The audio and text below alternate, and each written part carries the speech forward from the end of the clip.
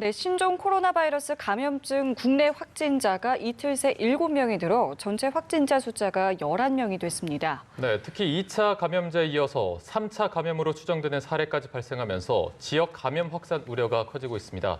오늘 이 시간도 전문가와 함께 관련 내용 짚어보도록 하겠습니다.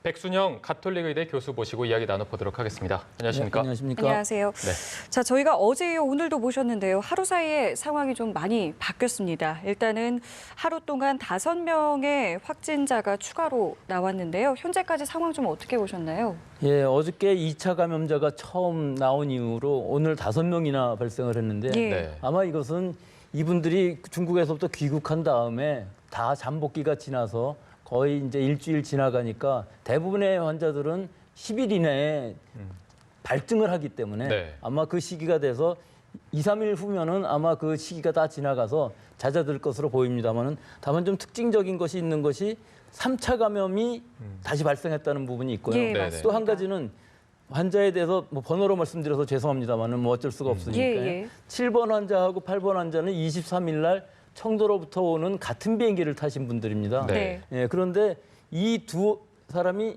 서로 교차 감염이 됐을 일은 없을 것이고 아마 그 오기 전부터 이 비행기에는 꽤 환자가 감염된 사람이 있지 않았을까 그런 생각이 들고 또 이 8번 환자분은 군산이기 때문에 실제로 이 중부권이 아닌 이 그 남쪽 부분에서 처음으로 발생했다는 특징이 있고요. 역시 이분들은 다 뭐 1차 감염자라고 볼 수 있는데 사실은 중국에서 그 사람이 두 번째 감염이 됐는지 세 번째 감염이 됐는지 그건 알 수가 없는 상황이지만 네. 어찌됐든 우리나라 귀국할 때에 감염이 되었으면은 1차 감염자로 봤을 때 이분들은 1차 감염자에 속하지만 어저께 말씀드린 그 6번 환자라는 네. 3번 환자로부터 같이 식사를 해서 감염되신 분이 확진이 됐었는데 네. 이분들의 식구들 중에서 부인하고 아들하고가 오늘 양성으로 확진이 됐습니다. 네. 예. 다만 다행스러운 것은 이분이 딸하고 사위가 같이 그 설날에 식사를 하셨다고 그랬는데 이 딸이 어린이집 교사를 하고 있다고 합니다. 네. 그래서 예. 굉장히 우려가 됐었는데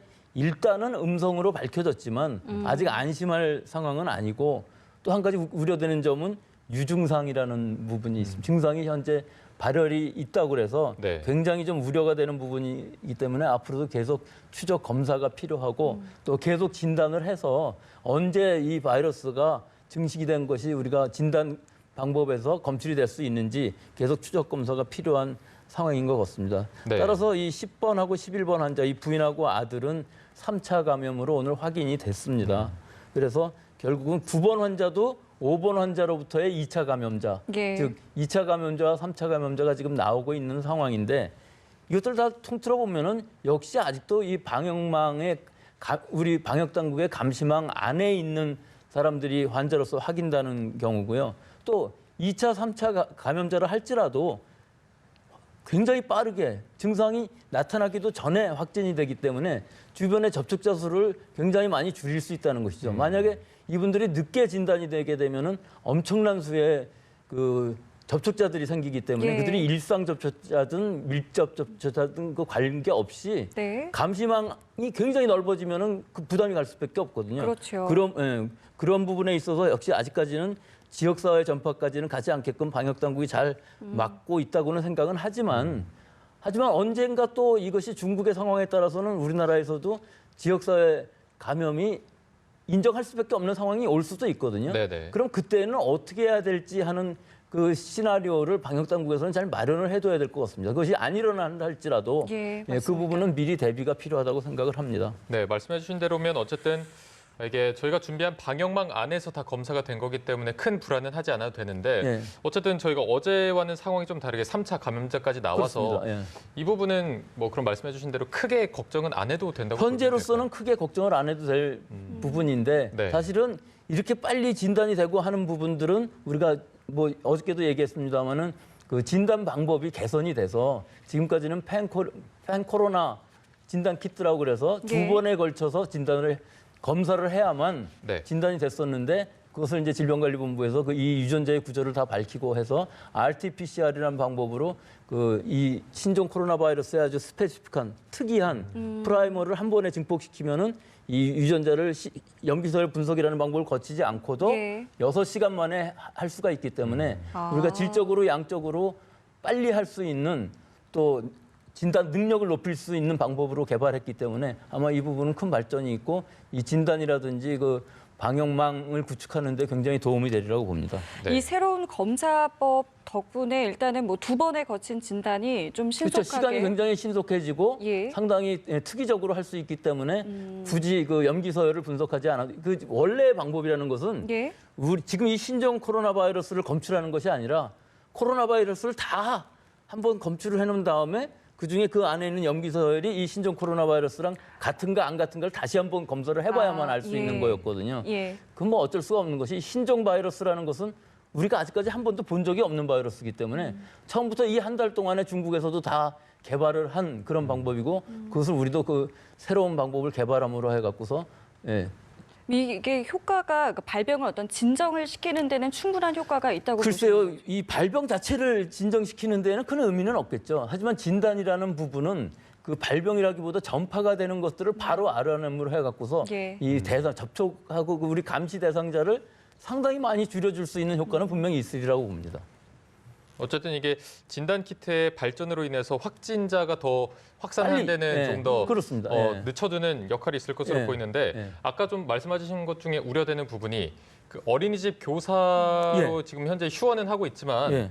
아이들 같은 경우는 면역력이 약하잖아요. 그럼 뭐 더 잘 걸릴 가능성도 높다고 보면 글쎄요, 되는 우리가 건지. 지금까지 이 메르스 코로나 바이러스나 사스 코로나 바이러스의 예를 역학적인 예들을 많이 봐왔기 때문에 네. 이걸 검토해 보면은 뭐 나이에는 별로 상관이 없는 것 같습니다. 감염되는 데는. 네. 하지만 중증으로 진전하는 데 있어서는 발전하는 데 있어서는 역시 나이라든지 혹은 기저질환 같은 것들이 굉장히 중요한 역할을 하기 때문에 네. 젊은 사람들 뭐 지금으로 봐서는 남녀비도 있습니다. 남자가 좀 많고 여자가 좀 지금 이 8번 환자의 경우 처음으로 발견된 여자 환자거든요. 네네. 왜냐하면 1번 환자는 중국 사람이었고 나머지 우리나라 사람 예. 중에서는 8번 환자가 처음으로 여성이었고 그다음에 이 부인이 두 번째였었는데 이거는 중국에서 뭐 성적인 그 문제가 있다고 여성 염색체에 감수성의 차이가 있다고 논문으로 발표를 했습니다. 네. 성별이 감염에 예, 영향을 영향이 준다라고. 있다고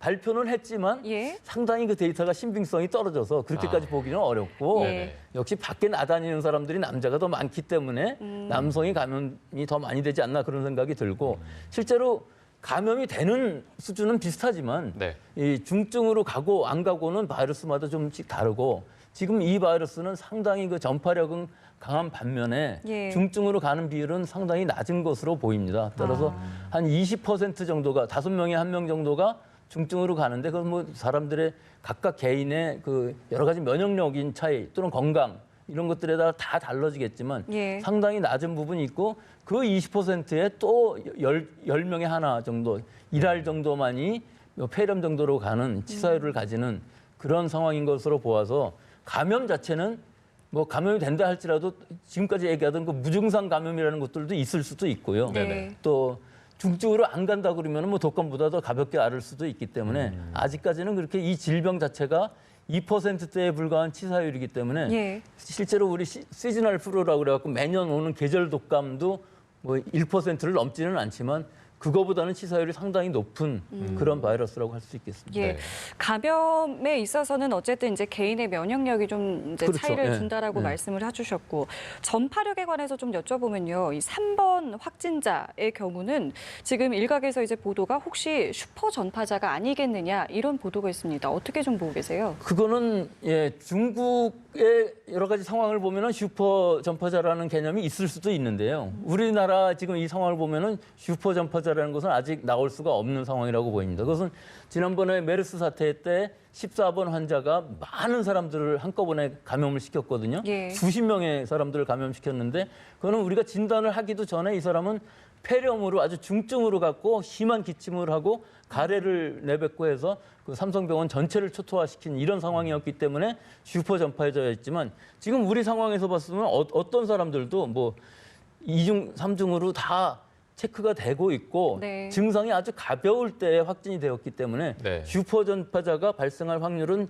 우리 이 방역망의 감시망 내에서는 없는데 다만 한 가지 우려되는 부분은 우리가 모르는 어떤 환자가 갑자기 중증으로 자기 이름도 아닌 남의 이름으로 해갖고 어떤 병원에 입원하고 있다 하면 우리가 그 검역 그 감시망 예. 안에 들어오지 않을 거 아닙니까? 예, 네네. 예. 이런 사람이 만약에 존재한다 그러면은 그건 굉장히 우려가 되는 바이고 메르스 때와 마찬가지로 그 사람은 슈퍼 전파자가 될 수도 있죠. 네. 이런 상황이 안 일어나게끔 방역 당국이 굉장히 철저하게 고심해야 될 것으로 보입니다. 네, 알겠습니다. 그리고 6번 환자 얘기를 조금 더 해보면 3번 환자와 식사를 함께 했는데 어쨌든 밀접 접촉자가 아니라 능동 감시 대상자로 분류가 돼 있습니다. 이 부분을 두고 뭐 좀 예, 관리가 허술했던 거 아니냐 이런 지적도 있는데 예, 여기에 대해서는 물론 어떻게 보십니까? 오늘 질본 본부장님이 그 오류가 있었다고 인정을 하셨는데 네. 제가 생각하기에 방역 당국의 에러도 좀 생각해 볼 만할 것 같습니다. 이 사람이 이 저녁 식사를 같이 했는데 세 분이 지인이 같이 했다 합니다. 근데 그 당시만 해도 이 3번 환자가 그렇게 발증이 되긴 했지만 자기가 인식할 만큼도 아니었고 역시 네. 열이 좀 있나 없나 뭐 이 정도였기 때문에 예. 같이 식사를 했었던 것 같고 또 한 가지는 세 명이 같이 식사를 했는데 한 분만 감염이 되었고 네. 그렇군요. 또 진짜 밀접 접촉자라고 할 수 있는 어머님 음. 가족이잖아요. 예. 실제로 거기서 주무셨다 그러고 그 예. 3번 환자가 그런데도 계속 음성으로 나오는 것으로 봐서 지금 이 2차 감염 또 3차 감염 이 부분은 아직까지 그렇게까지 우려할 정도는 아니라고 보이는데 역시 1m 안에서 90분간을 같이 있으면서 실제로 침방울이라든지 여러 가지 분비물이 서로 오염될 수 있는 지근거리이기 때문에 밀접 접촉이라고 볼 수 있지 않습니까? 네. 예. 그렇지만 그중에서도 또 한 사람은 안 걸렸다는 것은 굉장히 의미하는 바가 큰 거죠. 아, 그렇군요. 이 지금 확진자가 다녀간 음식점의 경우, 그리고 또 다른 이제 뭐 영화관이라던가 이제 어떤 확진자들이 이제 다녀간 곳곳은 영업을 중단한 채 방역 작업을 하고 있잖아요. 이게 방역 작업이 끝나고 가면 안전하다고 볼 수 있는 겁니까? 그렇죠.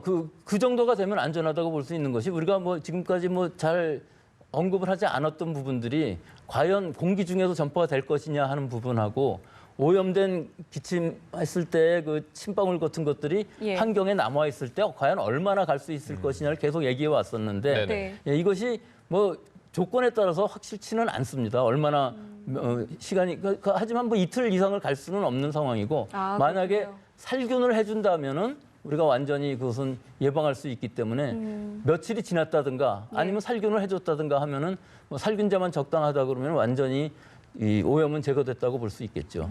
네.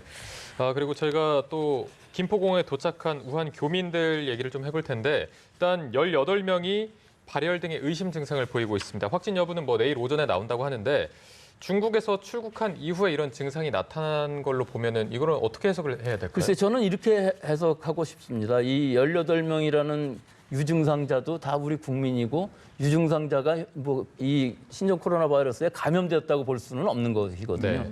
가능성은 충분히 있겠죠. 예. 하지만 거꾸로 입장으로 돌아가서 교민의 입장에서 보면은 그 전쟁터 같은 지금 병원에도 가기 어려운 중국에 남아 있는 것보다는 어떻게든지 이 비행기를 타야겠다는 심정이 강할 것 아니겠습니까? 네. 이거는 일본에 귀국하는 사람 일본인들도 마찬가지였었습니다. 206명이 1차로 귀국하는데 그중에 유증상자가 상당히 많이 나왔고 네. 그중에 3명이 확진을 받았습니다. 예. 귀국하자마자. 근데 그중에 2명은 무증상자였어요. 아. 그러니까 이런 거를 봐서도 우리나라 교민들도 뭐 이게 좀 나쁘게 얘기하는 것 같지만 사실은 입장을 바꿔놓고 보면 그럴 수밖에 없을 테니까요. 예를 들어서 열만 피하면 되기 때문에 해열제를 많이 먹고 비행기를 탄다든가 했을 경우에 비행기 안에서 발열이 될 수가 있겠죠. 왜 그러냐면 이 2시간이라는 시간 동안에 탈 때에는 열이 없었는데 거의 내릴 때쯤 돼서 뭐 열이라는 것도 사실은 이게 37.5도 뭐 이런 거기 때문에 느끼지도 못할 정도의 미열 열이, 정도에서 예, 미열 정도에서 네네. 그치는 증상들이기 때문에 지금 이 18명 중에 환자가 나온다 할지라도 우리는 국민으로서 잘 받아들이고 잘 치료를 해야 될 것으로 봅니다. 근데 네. 다만 이제 우려가 되는 게 혹시라도 이제 기내에서 전파가 되지는 않았을까 이런 좀 우려가 예, 있습니다. 그거는 거의 어려운 것이 이거 거의 뭐 무균 상태 비슷하게끔 공조가 잘 돼 있고 그 공기를 순환하는 것도 다 살균된 공기가 순환되기 아, 때문에 기내에서요? 예, 거기다 또 햇볕 필터를 통해서 다 순환이 되고 또 에어 커튼 형식으로 해서 공기가 위에서부터 아래로 이렇게 순환하게끔 만들어놨기 때문에 네. 서로 이렇게 직선으로 가는 수평적으로 가는 오염은 기내에서는 굉장히 어렵습니다. 실제 우리 그 작년에 예. 메르스 환자 한 명이 귀국했었어요. 그분이 비즈니스석을 타고 와서 주변에 몇 명 안 됐었는데 그분이 집에 가면 가지를 않고 삼성병원으로 직행했습니다. 예. 근데 이분의 그 동선 안에서 아무도 감염된 사람이 아, 없었어요. 그랬었군요. 물론 추적하는 데는 굉장히 오래 걸렸었지만 일단 비행기 아니라는 그 기내라는 환경은 굉장히 그 감염에는 어려운 부분이 있기 때문에 저분은 지금 중증 환자도 아니고 이분들은 그냥 미열이 나는 거의 잠복기에 있거나 아니면 무증상이었었기 때문에 그 바이러스의 감염은 좀 일어나기는 어려웠을 상황이 아닐까 그렇게 생각합니다. 네, 이렇게 증상이 나타나면 병원에 격리를 해서 이제 뭐 치료를 한다고 했는데 이게 뭐 아직 완벽한 치료법이 있는 게 아니기 때문에 어떤 방식에 중점을 두고 치료를 하는 건가요? 완벽한 방법이라기보다는 일반적으로 지금 이 신종 코로나 바이러스에 잘 듣는 항바이러스제는 존재하지 않습니다. 네. 중국에서도 에이즈를 일으키는 HIV의 저해제를 일단 시험해 보고 있는데 뭐 효과는 그다지 기대하기가 어렵고 우리도 네. 지금 항바이러스제를 쓰는 거는 뭐 그렇게 중요한 문제가 아니고 다만 이 바이러스라는 것이 우리 몸에 감염이 되게 되면은 실제로는 우리 면역력이 많이 떨어지고 다른 여러 가지 세균이라든지 이런 데 감염이 훨씬 더 잘 일어나서 오히려 바이러스에 의한 폐렴이 아니라 세균에 의한 폐렴 같은 것들이 나타날 수도 있습니다. 네네. 그래서 예. 선제적으로 치료 목적에 치료 목적이보다는 예방 목적에 항생제를 처방한다든지 하는 방식에 의해서 여러 가지 감염을 막아주고 또한 해열제라든지 뭐 기침이라든지 콧물 같은 거 막아주는 여러 가지 대증 치료들 대증이라는 건 증상을 완화시키는 치료들을 함으로써 네. 또 어떤 경우에 있어서 이제 산소 포화도가 떨어질 경우에는 산소호흡기를 쓰고 있는 환자도 현재 있으니까요. 그런 산소를 공급해 줌으로써 여러 가지 증상을 완화시켜 주고 우리 몸이 면역력이 자연스럽게 바이러스를 제거할 수 있게끔 그 의미는 항체가 일단 생기면은 점점 바이러스는 줄어들고 결국은 우리 몸은 면역이 생기는 거기 때문에 그런 상태가 되도록 유도하는 것이 중요한 치료라고 할 수 있겠죠. 예. 네. WHO는 이제 국제적 공중 보건 비상 사태를 선포를 했습니다. 예. 이게 이전과는 좀 어떤 점이 달라지게 되는 건가요? 뭐 지금까지 이번이 6번째니까 예. 그 상당히 비상사태를 많이 선포한 것은 사실이지만 실제로 WHO라는 기구 자체가 뭐 여러 가지로 하여튼 보수적이고 지금 뭐 중국 편을 들어서 편든다 하는 그런 얘기도 나오기는 하는데 사실은 좀 늦은 감은 분명히 있죠. 네. 지금 발표한 것으로 보면은 국제적인 공중보건 비상사태를 선포를 했는데 거기서 제일 중요한 게 뭐겠습니까? 그럼 뭐 출입국을 막는다든가 중국에서부터 출국을 막거나 뭐 중국의 입국을 막는다거나 이런 조치가 있었으면은 뭐 굉장히 의미가 있었겠지만 마지막에 이렇게 얘기를 했습니다. 교역과 이동을 제한하는 것은 권고하지 않는다. 권고하지 않는다. 네, 권고하지 않는다기 때문에 예. 뭐 이렇게 큰 의미가 있다기보다는 선언적 의미, 상징적 의미가 있을 수 있고 다만 우리가 미국도 그랬습니다마는 중국으로 출국하는 것을 권고하지 않는다. 이게 제일 최대한의 권고 사항이고 중국에 압박을 가하는 것이거든요. 국민들의 입장에서 보면 권고하지 않는데 가지 말라고 그러는데 갈 이유가 별로 없으니까 이런 조치를 취했을 때 우리나라 정부나 미국 정부가 어떤 명분이 생길 수가 있겠죠. WHO에서도 그렇게 비상대책이라고 얘기했는데 니들 가면 되겠느냐 뭐 네네. 이런 식의 명분을 만드는 데는 좋은 부분이 될 것 같지만 뭐 큰 저거는 없고 다만 한 가지 또 우리 지금 선진국에서는 벌써 비상사태고 우리나라도 선진국에 들어갈 수 있으니까요. 다 방역을 잘하고 있지만 그렇지 않은 나라 예를 들어 이북이라든지 북한 같은 데서는 그 방어 자체가 안 되기 때문에 국경을 막아버리지 않습니까? 네. 우리는 이렇게까지는 할 수가 없으니까 이런 좀 못 사는 나라들 지금 발전도상국이라고 우리가 개발도상국 방역을 하기가 좀 어려운 네, 국가들이요. 어려운 나라들을 거기서 환자가 생기면 큰일 나니까 바로 지역사회 감염으로 전파될 수밖에 없기 때문에 그런 부분들이 좀 잘 사는 나라들에서 많이 도움을 줘서 생기면 바로바로 방어할 수 있게끔 도와줘라 하는 의미가 이 세계적인 기구이기 때문에 뭐 우리나라를 위해서 뭐 이렇게 했을 리도 없는 거고 전 세계적으로 봤을 때는 분명히 개발도상국을 위한 그런 조처가 포함됐을 것으로 보입니다. 네. 어쨌든 뭐 지금 전 세계적으로 확산이 되는 추세이기 때문에 비상사태를 선포한 건데 과거 뭐 에볼라나 지카 바이러스 때도 선포를 하긴 했지만 그때도 뭐 의료팀을 만들어서 체계에 뭐 대응을 한다 이렇게 돼 있거든요. 그때는 잘 대응이 됐는지, 그럼 앞으로도 어떤 의료팀을 꾸려서 뭐 바이러스를 막는 방법이나 이런 거를 연구를 하는 겁니까? 뭐 물론 연구도 굉장히 중요하겠죠. 우선 치료제 개발이라는 거 굉장히 어렵지만 일단 돈을 투자해서 해야 되지 않겠습니까? 네. 그런데 그걸 잘 하려고 그러지를 않죠, 일반적으로. 백신도 마찬가지입니다. 상업성이라는 부분이 있기 때문에 이것이 WHO에서는 어떻게 해서든지 이런 희귀한 질병들, 이게 한번 생긴 다음에 또 없어지면 다 잊어버리고 맙니다. 우리 사스도 그렇고 메르스도 그렇고 맞아요. 에볼라도 지금 발생하고 있는데도 불구하고 아프리카 지역에서 발생하고 그러니까 거의 뭐 손을 쓰고 있지 않은 그런 상황이기 때문에 우리가 WHO의 권고들에 의해서 연구도 해야 되고 치료제, 백신 개발도 해야 되고 또 여러 가지 다양한 국제적인 공동 그 협력 예. 관계들을 잘 이루기 위해서 예. WHO에서는 이런 부분을 강조하고 있는 것 같습니다. 예, 알겠습니다. 저희 지금까지 백순영 가톨릭 의대 교수와 함께 이야기 나눠봤습니다. 오늘 말씀 고맙습니다. 고맙습니다. 감사합니다.